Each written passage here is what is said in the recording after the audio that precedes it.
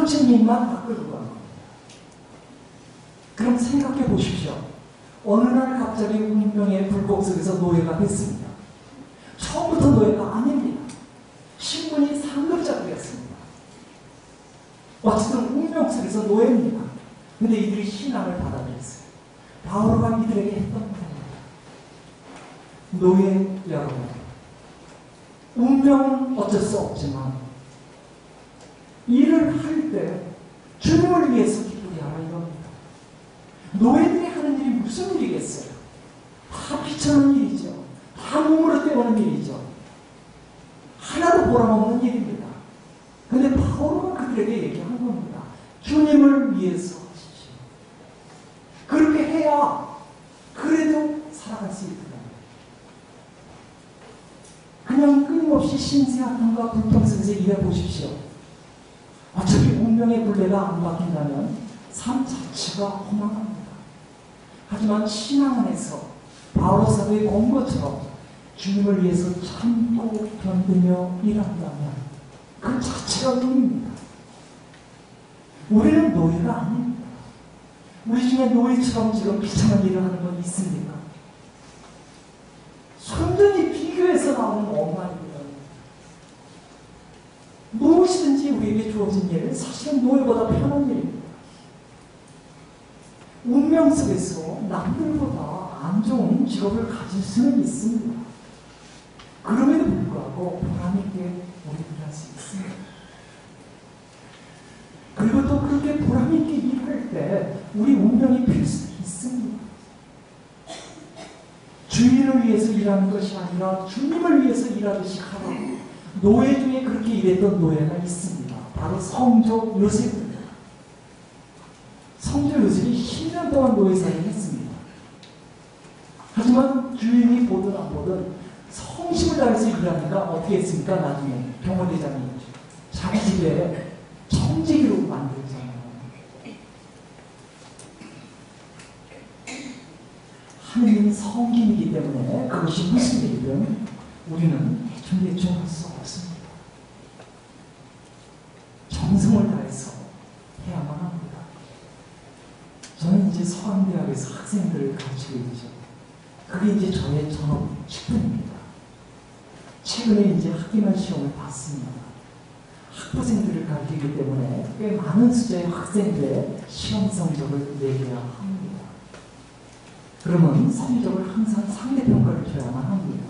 그래서 A가 몇 프로, B가 몇 프로, C가 몇 프로. 그래서 그 숫자가 정해져 있습니다.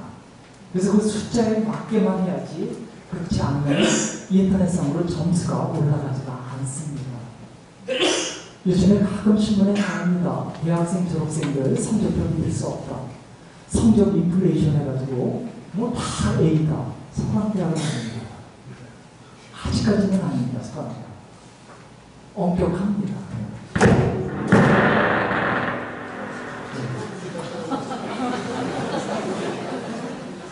명색이 스카이대학이라고 하는 서울대학이나 연고대는 거의 대다수가 A입니다. 근데 스카이가 아닌 서강대학은 아직은 아닙니다. 지금 뭐 학교 얘기하려고 그러는 건 아니죠. 근데 성적을 믿고 나면요 학생들이 몰려듭니다. 문자 그대로 몰려들어요. 그러니까 왜 내 성적을 이거냐는 거예요. 그래서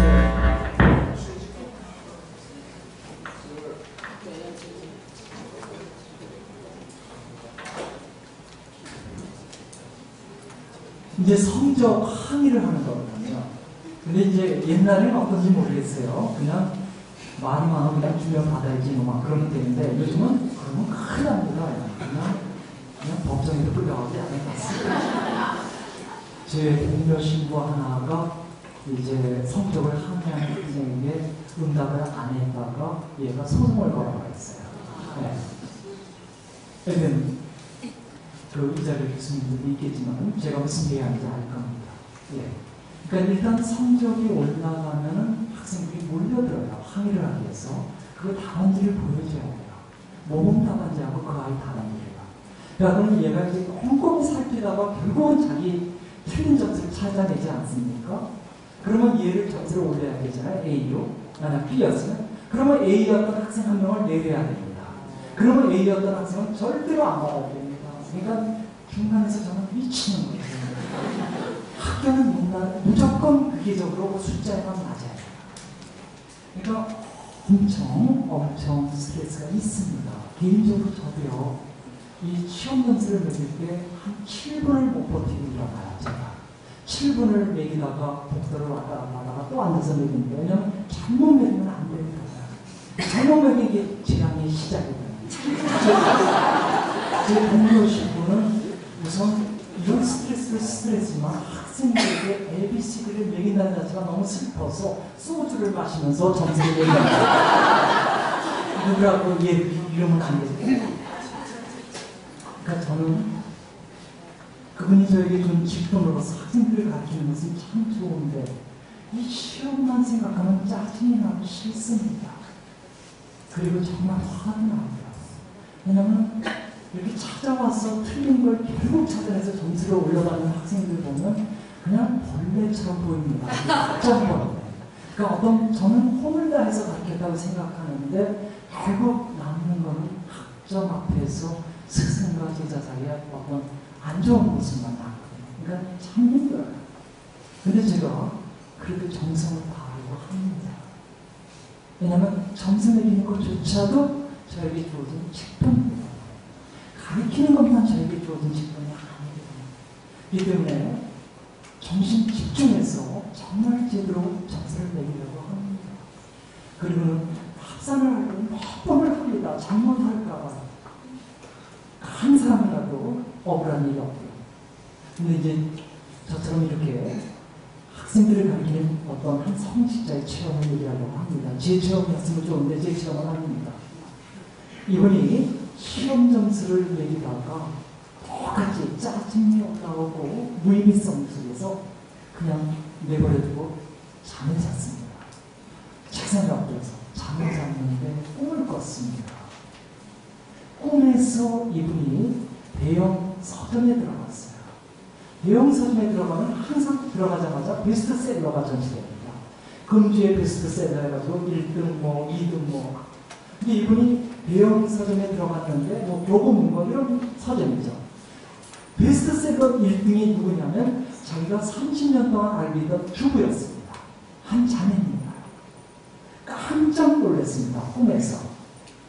그러고는 그 1등이라는 사실을 알고는 즉시 핸드폰으로 그분에게 축하 전화를 드렸습니다. 그래서 전화해서 아니 어쩌면 그럴 수 있습니까? 저희 자매님이 글 쓴다는 사실을 한 번도 모른다는 지금 자매님 책이 1등이야 1등. 세상에. 내가 이 책을 사서 자매님한테 갖고 갈 테니까 사인해주세요. 저자 사인. 이렇게 했습니다. 그리고 나서 책을 샀습니다. 이게 계속 혼얘기입니다. 책을 사서 펼치니까 처음부터 끝까지 목록이었습니다. 책의 내용. 그래서 날짜가 있고요. 그날 해야 될 목록인데 야채, 세탁물 목록, 수선해야 될 옷 목록, 그 다음에 고지서, 돈 내야 될 고지서 목록, 그 다음에 사야 될 어떤 물건들의 목록, 다른 건 없습니다. 흥미로운 이야기도 없었고요. 감동적인 어떤 예화도 없었고요. 무슨 아주 심오한 분석이나 명쾌한 이론도 없습니다.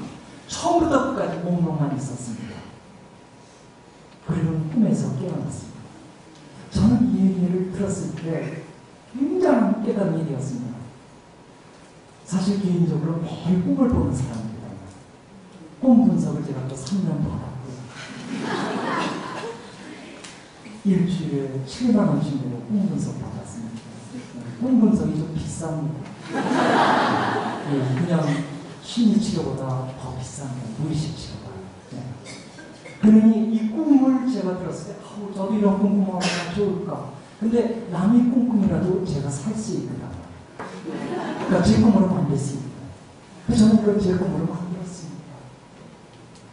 이 꿈이 주는 거는 너무 분명했습니다. 이분은 전업주부로서 30 몇 년 동안 매일같이 집안일만 한 겁니다.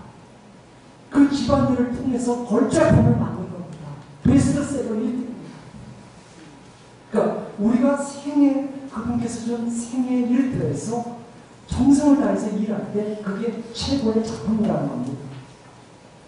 그러니까 저 같은 사람한테 주는 메시지는 그 점수를 매기는 일 그것조차 바로 그것 때문에 생의 걸작품을 만들 수 있다는 메시지입니다.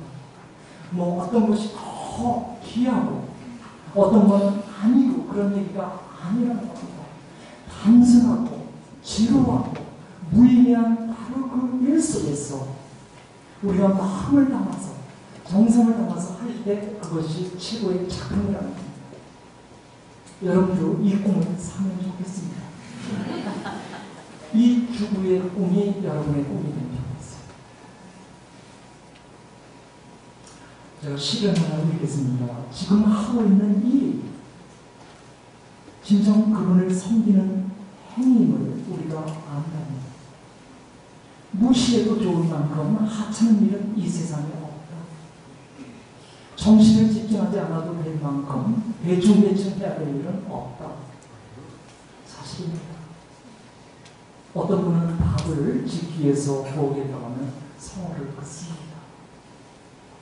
왜 운전할 때는 성어를 긋고 밥을 지을 때는 안 긋습니까? 운전할 때는 그분의 돌봄이 필요해서 그렇죠. 왜 그분은 밥을 지을 때 성어를 긋을까요? 허락한 일에 지금 들어가기 때문입니다. 자신이 하는 일이 아무리 신부님이 얘기해봐도 내가 하는 일은 보람을 느낄 수 없다. 상가는 아주 못돼 먹은 놈이고 그러다고 회사를 지금 그만둘 수도 없고 지금 내가 죽지 못해 하는데 이런 분들이 혹시라도 있다면 다른 좋은 자리를 주님께서 마련해 줄 때까지는 최선을 다하셔야 합니다. 그래요. 그리고 힘이 있어야 되는데 일터에서 힘을 낼 수 없다면요. 뭔가 힘을 줄 수 있는 일을 그래도 찾으셔야 합니다. 그러니까 어떤 자리가 아무리 성직으로 생각해도 힘을 안 줄 겁니다. 그런 자리가 있습니다. 아주 고약한 상관 밑에서 부주의한 일을 해야만 할 때, 하지만 먹고 살기 위해서 할 수 없이 나갈 때, 너무나 안 좋은 환경 속에서 정말 힘겹게 살아갈 수 있습니다. 그런 자리에서 보람을 느낄 수는 없습니다. 그런 분들이 있다면 하나님께 구해야 합니다. 정말 보람된 일터를 찾을 수 있게 해달라는 거예요. 그러면서 힘을 얻기 위해서는 자신이 원하는 일을 찾아야 합니다. 그래서 제가 한 기사님을 얘기합니다. 이 택시기사님, 이분 지금 벌써 30년이 다 돼갑니다. 택시기사를 합니다. 젊은 날부터 했습니다. 근데 이분은 어떤 힘으로 버틸까? 하루 종일 그렇게 쭈그리고 앉아서 운전을 하는데 개인 택시 때문에 뭐 자기가 원하면 뭐 일을 안 할 수도 있지만 요즘에는 돈을 많이 못 봅니다. 택시기사를. 그런데 옛날처럼 뭐 이렇게 6시간, 8시간 일할 수 없습니다. 그러다 보니까 이분이 막 14시간 정도 일합니다. 자기 자신의 택시입니다. 그런데 하루 종일 쭈그리고 앉아있으니까 얼마나 힘들겠습니까? 이분은 힘이 납니다. 이분은 노는 날 고아들의 아버지로서 살아갑니다. 지금 꽤 됐습니다. 노는 날이 되면 고아원에 가서 그들을 위해서 청소를 하고요, 빨래를 하고요, 그 다음에 자신의 노동력을 이제 제공합니다. 그리고 이제 그 고아들을 통해서 얻은 힘을 갖고 다시 택시 운전을 하는 것이죠. 이분이 그래요. 결혼식에 무슨 참여하고 이러느라고 고아들을 못 만나면 쉬는 날을 자주 가질 수가 없는데 고아들을 못 만난 날은 한 주에 내내 택시 안에 쭈그리고 있는 게 너무 힘들답니다. 하지만 고아들을 만난 날은 다르답니다.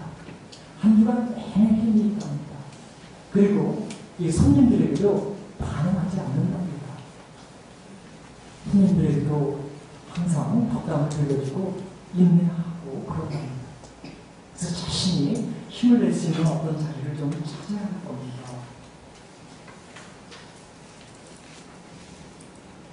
제가 성경 퀴즈 하려고 합니다.